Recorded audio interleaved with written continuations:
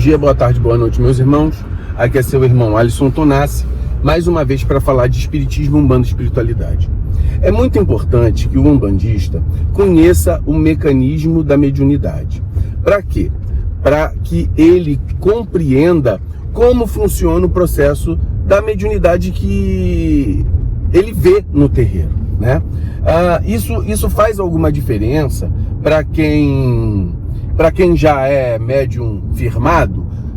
Talvez não em si, no sentido assim, olha, eu sei a prática, mas muitas vezes auxiliaria, amplificaria, daria luz a todo o processo que ocorre com ele. Porque muitas vezes, mesmo você sendo médium firmado, você pode ter na sua cabeça algumas interpretações que são erradas sobre o que é mediunidade, e dentro desse processo, vou dar um exemplo aqui, você achar que você pode não interferir. Você sendo um médium inconsciente, você não tem capacidade de interferir porque você é inconsciente. Isso aí é um pensamento distorcido. Por quê? Porque a gente, sabendo do mecanismo da mediunidade, o médium vai entender que o médium inconsciente, ele está presente durante o processo de incorporação.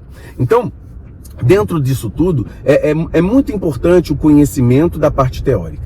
E eu vejo muita gente falando assim, mas quando foi que o caboclo falou sobre isso? Quando foi que o preto velho falou sobre isso? Olha, o preto velho não falou e nem o caboclo falou. Mas cabe ao médium ser um estudioso, ser uma pessoa que amplia a sua visão.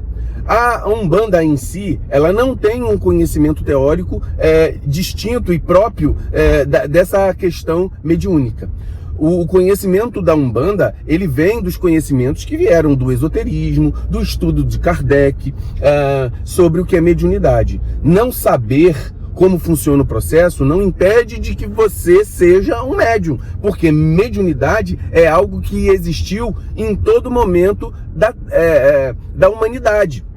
Desde os primórdios da humanidade. Existia o ser humano na matéria, existia ser humano conectado a seres espirituais. Então é muito importante que a gente compreenda esse processo para poder ter um pouco mais de aptidão, né? Porque se você compreende, por exemplo, eu tô aqui dirigindo meu carro, eu tô pegando no volante, eu pego na marcha, o carro é automático, então ele já não funciona diferente do carro que é manual. Então eu tenho que compreender para cada botão, cada alavanca que tem aqui dentro, para eu ter uma aptidão de dirigir. Eu vou até dar um abraço pro Renato, que ele fala que eu fico tirando a mão do volante.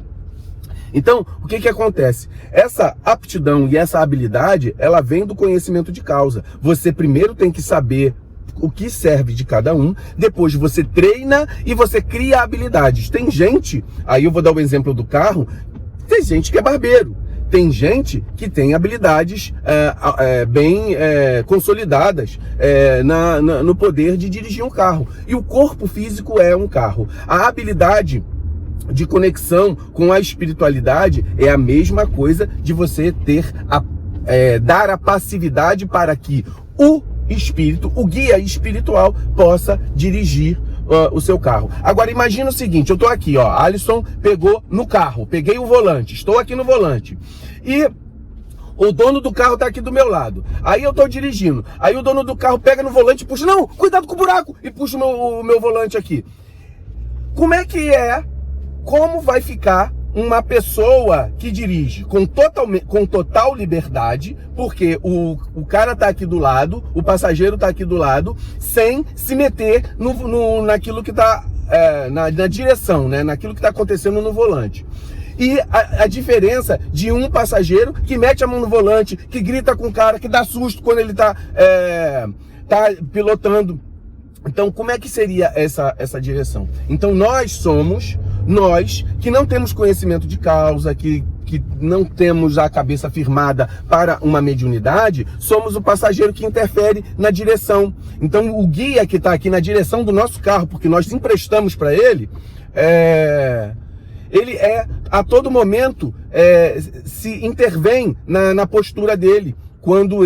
enquanto ele está dirigindo o nosso corpo físico. Ele está manipulando ali, porque o médium não tem o conhecimento de causa, certo? Ele não tem a passividade o suficiente para que o guia possa executar tudo que ele precisa. Então, eu pretendo fazer, aí eu vou dar aqui a orientação. Eu tenho no livro dos médiuns, na pergunta, no número 126, sobre incorporação, onde nós falamos sobre o processo e o mecanismo de incorporação, como ocorre o transe mediúnico, né? Porque, por exemplo, olha, o que o médium tem que fazer para se conectar com o seu guia? O que o médium tem que fazer para conectar com o seu guia?